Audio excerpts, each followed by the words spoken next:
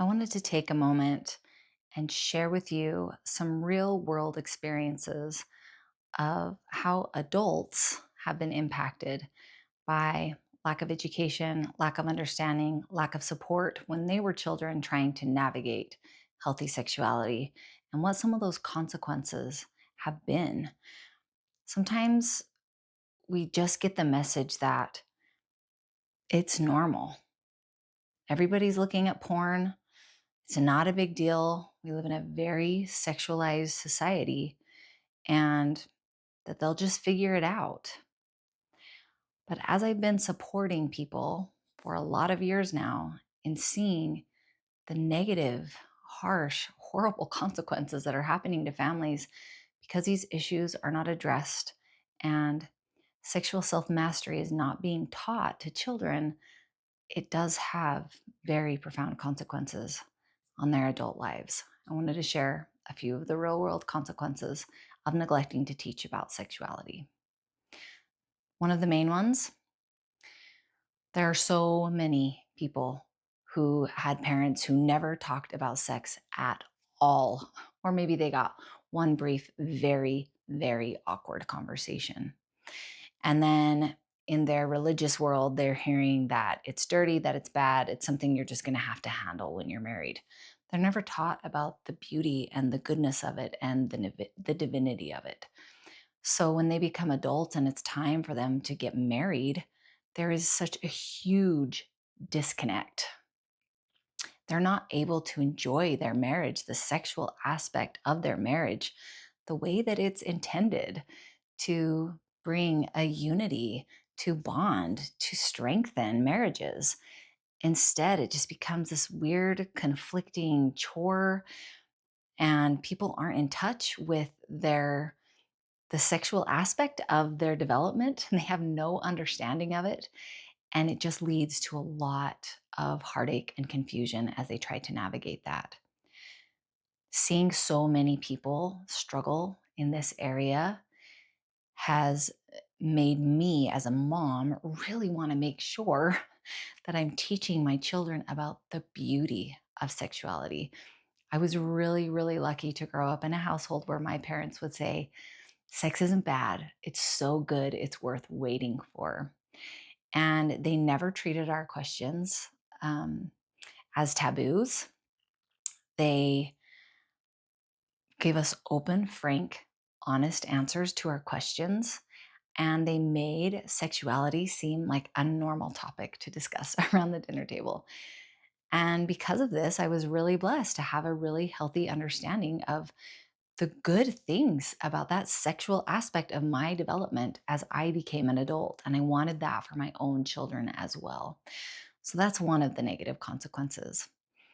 Another really sad, harsh, real world consequence of an over sexualized world where things are not being taught and discussed, standards are not being taught and discussed, is there are a lot of people who are so looking forward to getting married and having that important bond with their spouse. And because of past issues or current issues with pornography, that aspect of their marriage is just filled with sorrow. Their spouse is so guilt ridden, or their the way that they think surrounding sex has been so drastically altered that they can't even have a healthy sexual connection with their spouse. And it has just brought so much pain and sorrow into so many marriages. So thinking that it's no big deal is simply a lie.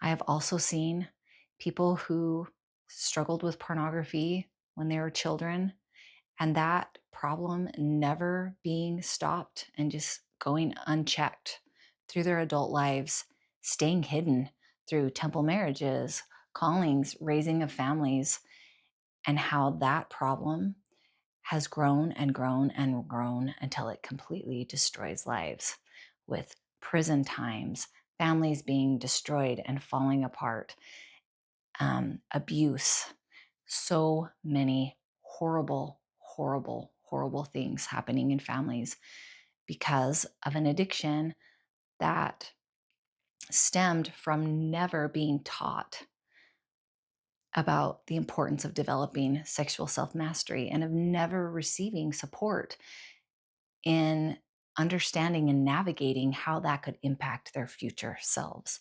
It is very real. I have seen it happen. And as a mom, it made me want to make sure that I taught these things to my children so that they were empowered to develop self mastery in all aspects of their lives, including sexual self mastery. Because we need to come to our adult marriages and unions being people who know how to have self control, understand all of our appetites, and are mature adults who can contribute to a marriage and not make the kind of choices that destroy them.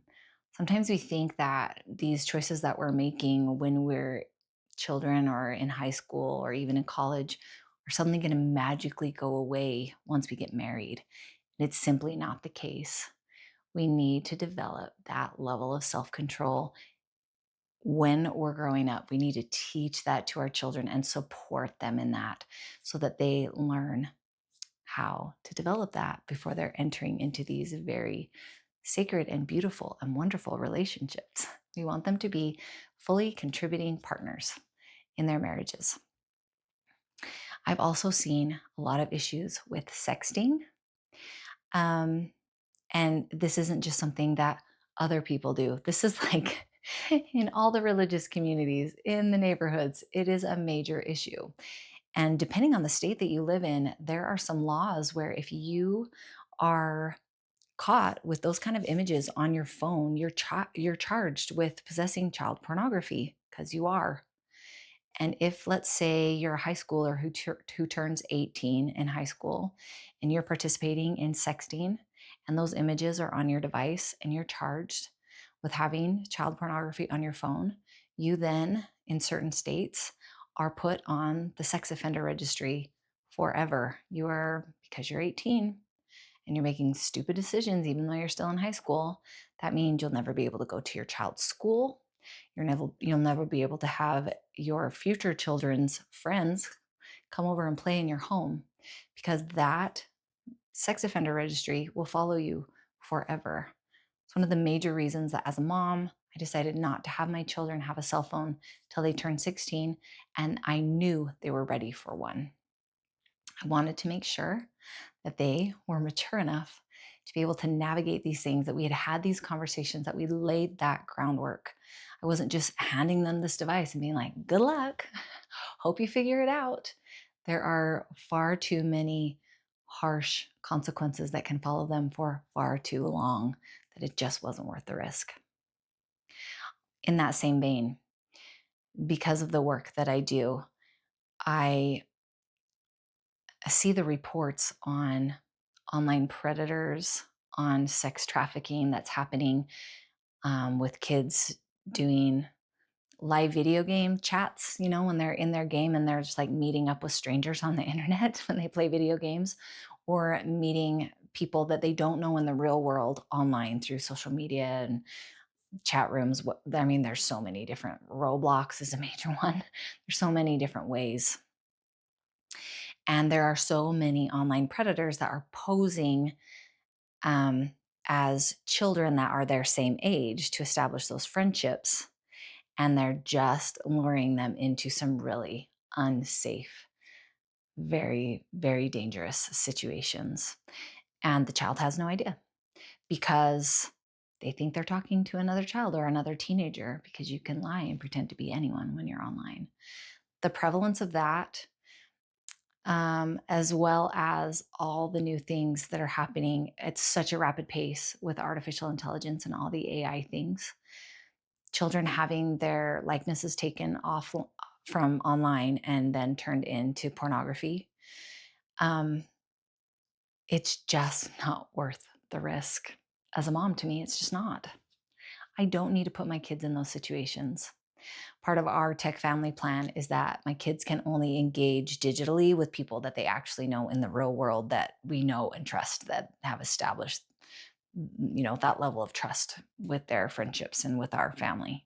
They can't talk to people who they don't know online because we don't know who they're talking to. And the the numbers and percentages and studies and risks, they are very real. So please be aware of these things. Don't just be handing your children devices and thinking that it's all going to be fine and it's all going to work out. If you're going to have your kids have devices, you need to know what's going on with them and all of the risks out there. There are some little resources to help you in these videos here.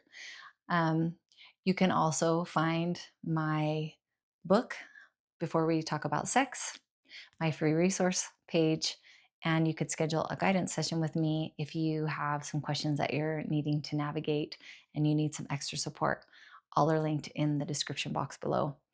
What are some real world consequences that you have seen in your life as an adult that have stemmed from poor choices that people have made around developing sexuality when they were children or teenagers? I think it's really important that we all have our eyes wide open to these issues and make sure that we help our children navigate this digital world that we live in. All right, I'll catch you next time.